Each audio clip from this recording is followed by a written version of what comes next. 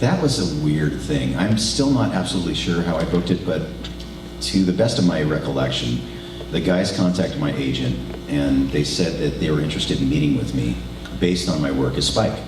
They were Bebop fans. And I think I met them at Anime Expo. I had stopped going to conventions just because my early experience of conventions was not good. It was the subbers versus the dubbers, and I had my life threatened. But I thought, this is a big convention. These guys sound like they're cool, and they're interested in me as a host for their show. And I thought, I don't know anything about hosting a show. I didn't know what Toonami was, but when my agent said that it was a show based around action cartoons and particularly anime, that kind of piqued my interest, and they offered me free food again, and beer. And so I met them for a beer. I think it was Sean Akins and Jason DeMarco at the time. And I met them for a beer, and they pitched the show to me. And I said, God, this sounds amazing. You really want me? Are you sure you have the right guy? I said, yeah, dude, we love what you did with Cowboy Bebop, and we'd like to do a character that has your natural speaking voice. And are you interested? And I said, yeah. And so I jumped on board immediately, and it was really fun. It was a little stressful in the beginning because there was a learning curve on how to do that kind of delivery for him, because some of it was very presentational. Coming up next, next week, next Saturday, this Saturday, and I'd have to do sheets and sheets of that stuff, and they would cut it all together. So there was a little bit of a learning curve there, but they made it so easy for me. It was always over the phone too. I was in a studio in Los Angeles. They were based in Atlanta, and I didn't see Jason and Sean again for months, and in some cases years in between, because they were in Atlanta, and there wasn't really any need for us to be in the same room at the same time. And the one thing that I remember that informed every read with Tom was that they wanted him to be sort of sarcastic and snarky, especially in the early days. And so they told me to imagine saying the two words, you, and then the F word after every sentence. And if you can just imagine in your minds what that would sound like. Sounds like, coming up next on Toonami, Naruto, you.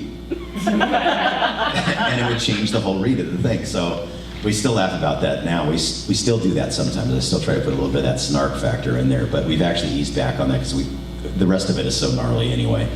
But that was really how Tom was created. And we did that basically as a love letter to the fans. It was a gift to the fans who had been so supportive through all those years. We thought it was a one-shot deal. After we were on for about an hour, I think it was Gil Austin from the network contacted me and he said, dude, are you on Twitter? And I said, I have a Twitter account. I don't know how to use it. He goes, well, get on there now and check it out.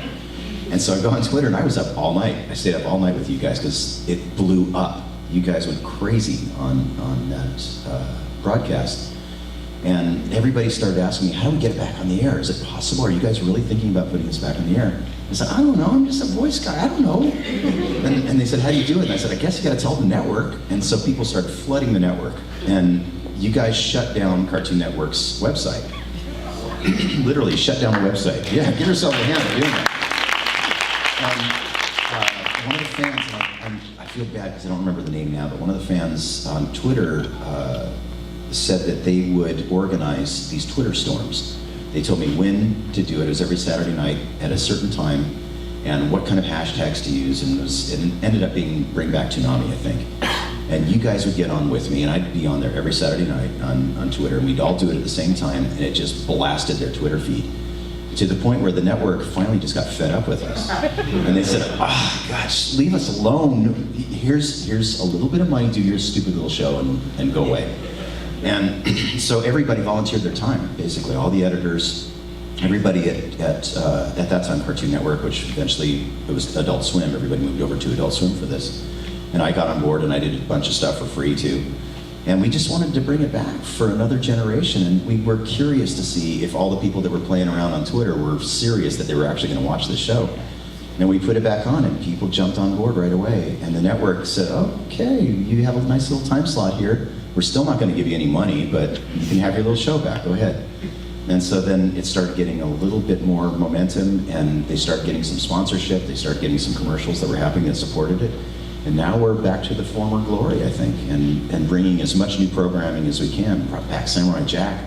Yeah, it's really amazing that Toonami is as strong now as it's ever been. And I'm so proud to be part of it. And those guys are my family at Adult Swim. brings back Fully Cooley too. I heard this, yeah. Yeah? Yeah. You were in that show. I was in that show. Yeah. Yeah. Hope I get to do something on it. It'd be fun.